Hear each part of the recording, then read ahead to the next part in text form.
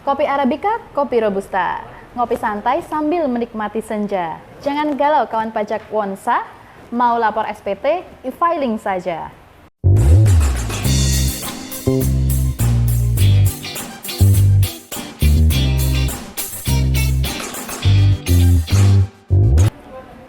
Halo kawan pajak, selamat datang di Wonsa Tech Show, program santai yang mengupas tuntas mengenai perpajakan di Indonesia. Bahas pajak, ngapain pusing? Bersama saya Pranawi Rumstianingsih, dan kali ini kita akan membahas mengenai SPT tahunan. Simak dan ikuti acaranya sampai akhir ya. Memasuki awal tahun, tentu kawan pajak sudah paham kan apa yang harus dilakukan? Ya, kawan pajak wajib melaporkan SPT tahunan. Setiap tahunnya, kawan pajak melaporkan penghasilan yang diterima atau diperoleh selama 1 tahun pajak dan dilaporkan dalam satu form untuk kemudian dihitung berapa pajak yang terutang.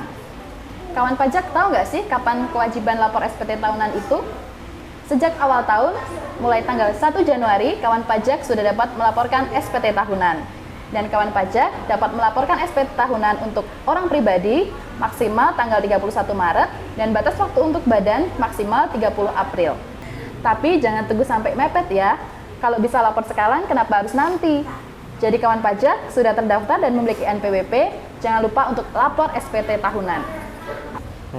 Nah, bicara tentang SPT tahunan ini, apa saja sih yang perlu disiapkan untuk melaporkan SPT tahunan?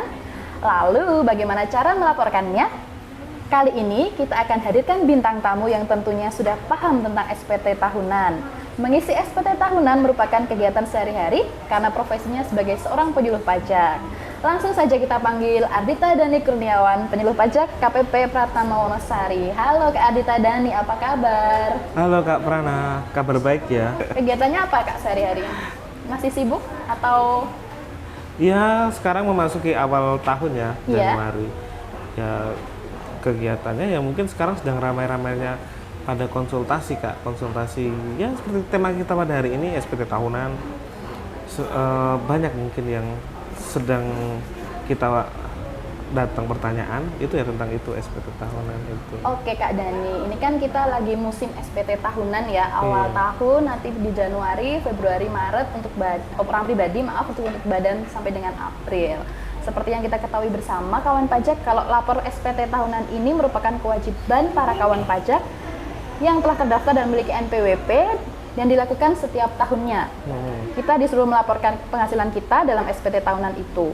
Mungkin pertama-tama Kak Dani bisa menjelaskan ke kawan pajak sekalian apa sih SPT tahunan itu dan kenapa harus kita wajib melaporkannya.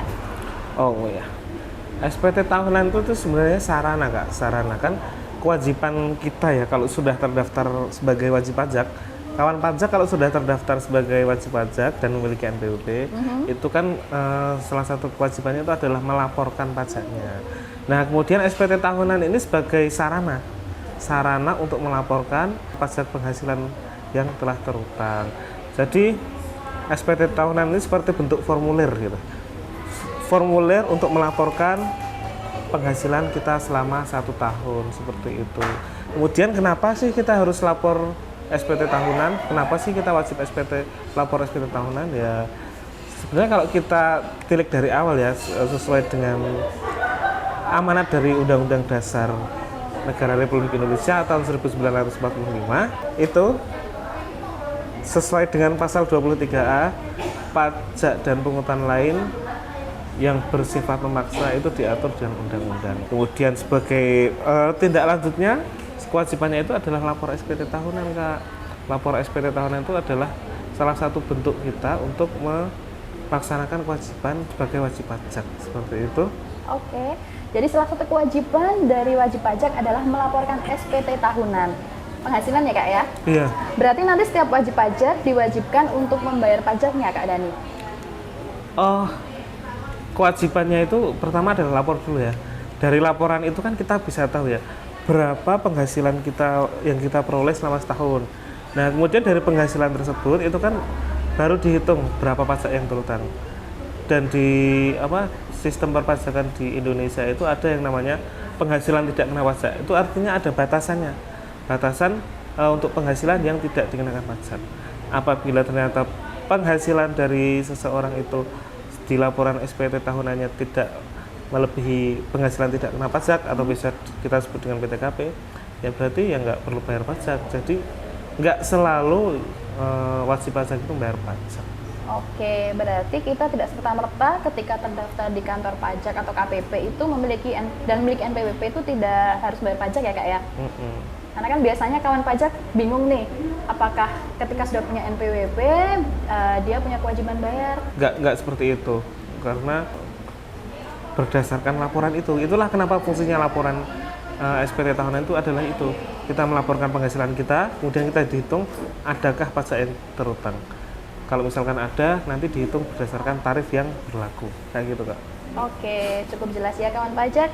Nah, pertanyaan selanjutnya nih Kak Dani. Mungkin banyak dari kawan pajak di sini yang belum tahu bagaimana cara lapor SPT tahunan.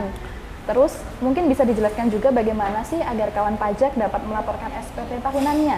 Kalau misalkan dulu kita lapor SPT tahunan itu kan menggunakan kertas, menggunakan form, kemudian kita isi kertas tersebut, kemudian kita sampaikan ke kantor pajak.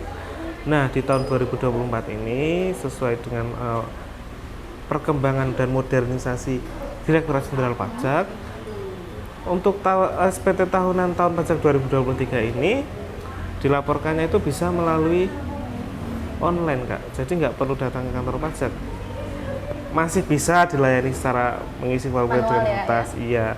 Tapi sekarang sudah tersedia fasilitas pelaporan SPT tahunan secara online, jadi bisa lapor kapan saja dan di mana saja. Dan kemudian ada dua jenis Kak yang SPT tahunan lapor secara online itu tadi, melalui e-filing dan e-form. E-filing itu untuk wajib pajak, kawan pajak yang dia itu berprofesi sebagai karyawan ya, sebagai karyawan. Nah itu pakainya e-filing. Kalau misalkan SPT tahunan orang pribadi yang dia itu memperoleh penghasilan itu dari kegiatan usaha atau biasanya disebut dengan usahawan atau kalau di KTP itu wira swasta, itu melaporkannya dengan e-form. Seperti itu. Cara lapornya adalah melalui pajak.go.id, kemudian nanti silahkan login menggunakan akun masing-masing dan lapor dan isi di situ, kayak gitu Kak. Oke, cukup mudah ya. Ternyata lapor pajak itu nggak harus datang ke kantor pajak. Sekarang sudah ada media pelaporannya melalui DJP online ya Kak ya. Mudah dan gampang, satset, nggak perlu ribet. Oke. Sekarang selanjutnya nih Kak, apa saja sih yang perlu disiapkan untuk lapor SPT itu? Terus isiannya nanti seperti apa? Apakah banyak dan perlu waktu lama untuk mengisi laporannya? Oh iya. Kalau terkait dengan SPT tahunan ya, ini kan di Indonesia itu ada beberapa jenis wajib pajak ya. Ada wajib pajak dibedakan menjadi, kalau orang pribadi ya, orang pribadi, karyawan, dan non karyawan. Kalau karyawan itu berarti dia menerima penghasilan itu dari hubungan dengan pekerjaan. Saya kerja dengan orang gitu, misalkan saya dipekerjakan oleh seseorang dan saya menerima penghasilan itu dari gaji atau dan sejenisnya, ya, yang itu berupa imbalan oleh bos saya gitu, itu saya berarti karyawan. Tapi ada juga yang tipenya usahawan. Usahawan itu artinya dia mempunyai kegiatan usaha, dia itu bekerja untuk dirinya sendiri. Kan ada berbagai macam ya jenis kegiatan usaha seperti itu, dibedakan menjadi dua kelompok besar itu. Kalau misalkan yang karyawan dan yang usahawan ini formulirnya beda Kak. Kalau yang karyawan kan yang 1770 SS sama S. SS itu sangat sederhana, S itu sederhana. Kalau sangat sederhana itu artinya karyawan tapi penghasilan dalam setahun, penghasilan bruto dalam setahun itu tidak melebihi 60 juta rupiah. Kemudian untuk yang 1770S itu sederhana, itu diperuntukkan bagi wajib pajak karyawan yang penghasilannya di atas 60 juta rupiah setahun, seperti itu. Kemudian ya untuk usahawan tadi itu beda Kak. Kalau yang tadi karyawan kan pakai e-filing ya. Kalau usahawan itu dia pakai e-form. E-form itu dia login ke DJP online, ke pajak.go.id, tapi dia nanti mengunduh formulir berupa PDF. Jadi formulir PDF dan kemudian ngisinya nanti itu lewat formulir isian itu. Dan tentunya yang 1770 tadi, yang untuk usahawan tadi itu ternyata isiannya sedikit lebih banyak ya daripada yang karyawan ya, kayak gitu. Makanya disediakan form tersendiri. Kalau yang e-filing tadi bisa lewat HP, kalau yang e-form nggak bisa lewat HP, dia harus pakai laptop atau PC karena isiannya yang cukup banyak. Banyak juga ya Kak ya. Iya. Tapi tentunya kawan pajak nggak usah khawatir, nggak perlu ribet. Kalau misalnya bingung bisa langsung datang ke Helpdesk KPP Pratama Wonosari, dan misalnya mau konsultasi online pun bisa via WA ya Kak ya? Iya, ada Kak. Ada layanan WA kawan pajak. Kawan pajak bisa menghubungi layanan WA di bawah ini. Kemudian bisa DM juga ke Instagram KPP Pratama Wonosari, atau mungkin kawan pajak kalau mau janjian atau konsultasi lebih lengkap bisa langsung menghubungi Kak Adita Dani, penyuluh pajak KPP Pratama Wonosari. Iya. Siapkan Kak kapan aja di Oh, kawan silakan pajak. datang aja ke KPP Wonosari. Baik Kak. Baik kawan pajak, tadi kan kita sudah ngobrol secara lengkap dengan penyuluh pajak KPP Pratama Wonosari terkait SPT tahunan. Selanjutnya kita akan memasuki segmen 2 tentang fakta pajak. Kita akan membahas mengenai fakta-fakta pajak yang sering terjadi di KPP Pratama Wonosari yang sering ditanyakan oleh wajib pajak. Yang pertama, wajib pajak dengan status non-efektif tidak wajib lapor SPT tahunan. Wajib pajak dengan status non-efektif dikecualikan dari kewajiban pelaporan SPT tahunan. Wajib pajak dapat ditetapkan sebagai wajib pajak non-efektif di antaranya: 1. Wajib pajak OP karyawan dan penghasilannya di bawah penghasilan tidak kena pajak atau PTKP. 2. Wajib pajak OP usahawan yang secara nyata tidak lagi melakukan kegiatan usaha. Penetapan status NE dapat diajukan dengan mengajukan permohonan ke KPP terdaftar. Fakta pajak yang kedua, lapor SPT tahunan terlambat dapat dikenai sanksi. 1. Ternyata lapor SPT tahunan melewati batas waktu pelaporan dapat dikenai sanksi loh. 2. Sanksi terlambat lapor untuk orang pribadi adalah denda sebesar Rp100.000. Ketiga, sedangkan sanksi keterlambatan lapor untuk badan adalah denda senilai Rp1 juta. Fakta pajak yang ketiga, kewajiban pelaporan SPT tahunan dimulai saat tahun pajak terdaftar.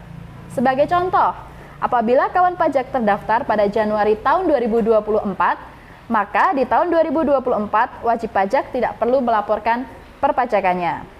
Yang kedua, kewajiban pelaporan dimulai di tahun 2025, di mana wajib pajak melaporkan SPT tahunan untuk tahun pajak 2024. Baik kawan pajak, untuk segmen yang ketiga adalah segmen pertanyaan.